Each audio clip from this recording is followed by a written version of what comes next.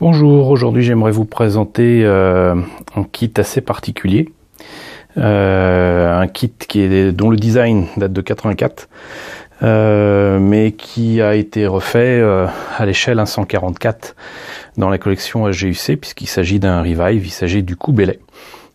Kubele qu'on doit à Mamoru Nagano, un mecha designer qui est notamment l'auteur, pour ce qui est le plus connu, l'auteur de 5 Star Stories. Il a signé le design de pas mal de mechas dans l'animation japonaise, que ce soit dans Heavy Metal Hellgame, dans Gundam, dans Brain Powered. Et ce design plaît ou ne plaît pas.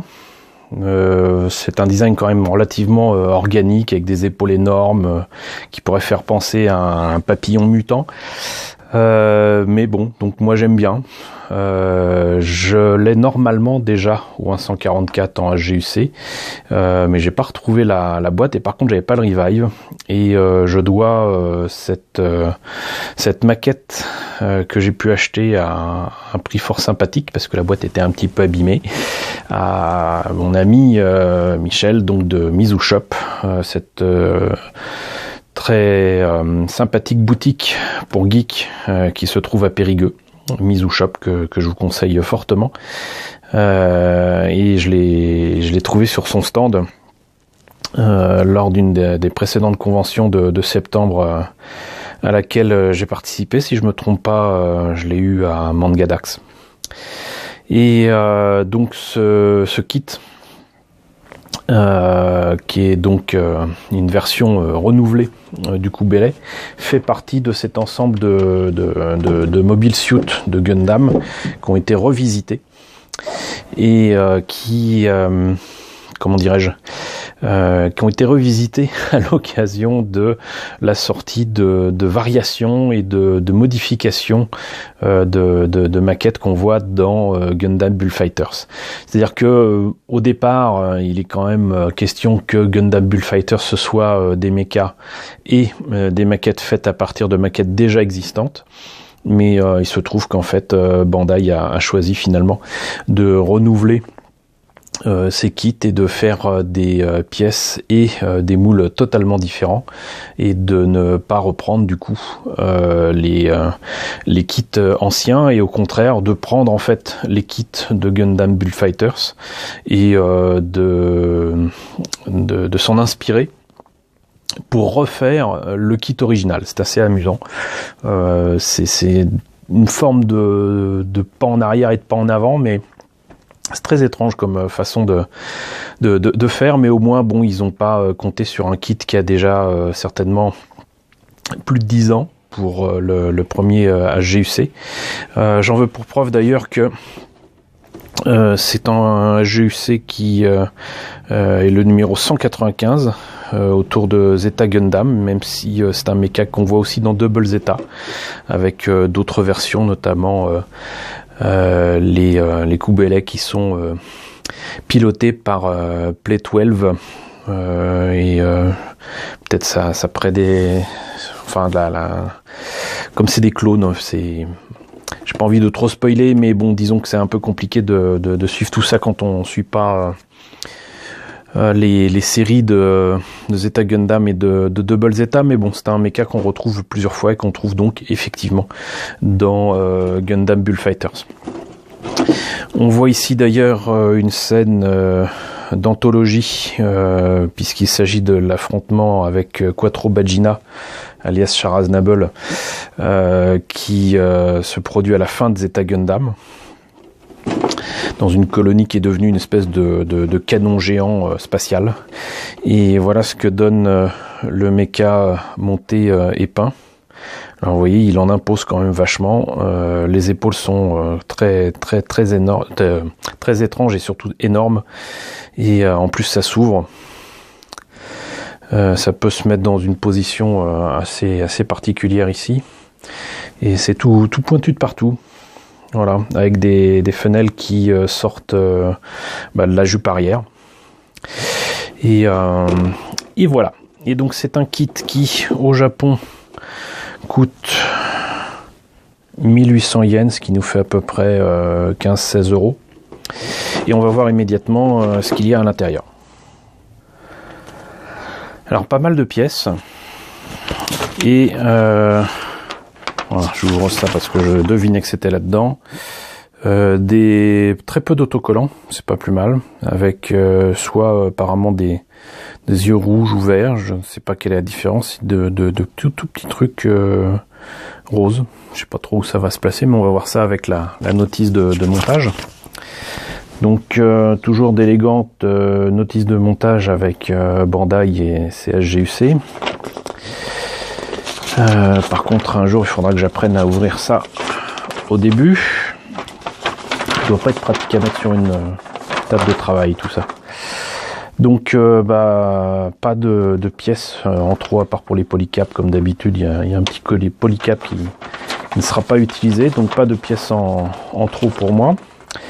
On commence, c'est pas souvent comme ça, avec le buste, qui semble en partie articulé, et avec une plaque de blindage qui peut se placer devant le poste de pilotage, qui s'ouvre en grand, un peu comme un rig d'homme.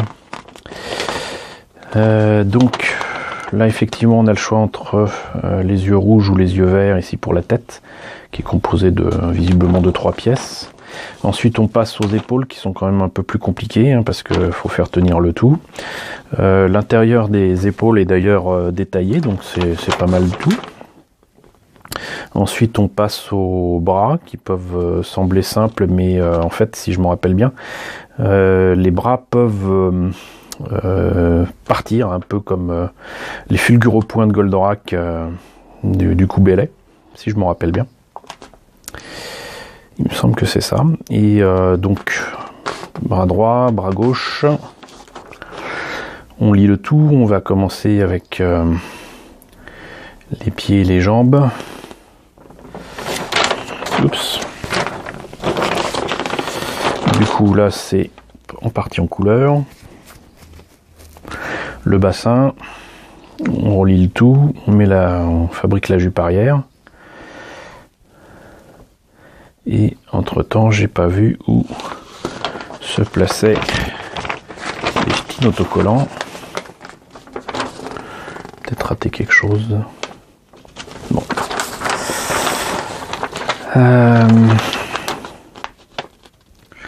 Voilà, ça rappelle que comme tous les kits récents, on peut placer ça sur un socle Bandai dédié.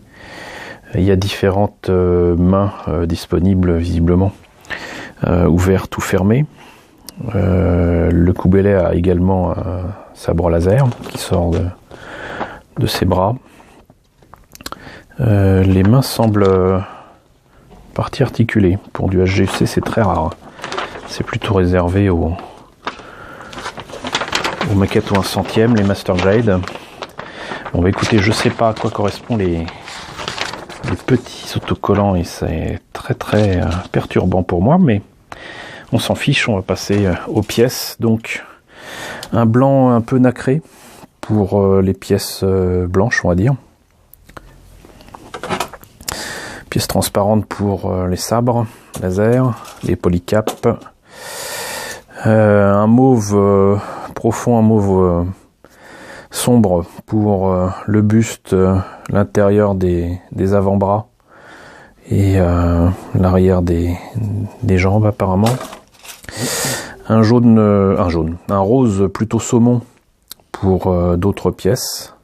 Peut-être ça aussi qui plaît pas trop à certaines personnes, ces couleurs un peu organiques et un peu fruits de mer. Mais bon, pour continuer sur le rose saumon, on a cette pièce-là qui m'a l'air d'être en fait des pièces miroirs, ouais, c'est ça. Ici pour 3 pièces, du coup, on évite d'avoir ces pièces-là en trop, c'est dommage pour moi. L'intérieur de certaines articulations et notamment des épaules. Là aussi, une grappe reprise de celle-ci, avec donc c'est confirmé des doigts presque articulé pour les mains, version on va dire pointue. Hop, l'autre épaule et l'autre bras. Très rare pièce bleue qui correspond donc à ceci et à des petits thrusters apparemment. Et enfin la tête, le reste des bras, des jambes, les jupes. Voilà. Et c'est creux là parce qu'en fait c'est là que va se placer certaines pièces roses. Voilà, c'était la présentation très très rapide de ce Kubeley HGUC Revive. Voilà, encore merci à Mizu Shop pour ce très bon achat et cette très bonne affaire. J'espère que cette présentation vous aura plu. N'hésitez pas à me dire ce qu'il en est dans la section commentaires, n'hésitez pas à liker, n'hésitez pas à partager, n'hésitez pas à vous abonner si ce n'est pas déjà le cas, et je vous retrouve très bientôt pour la présentation d'autres kits Gundam.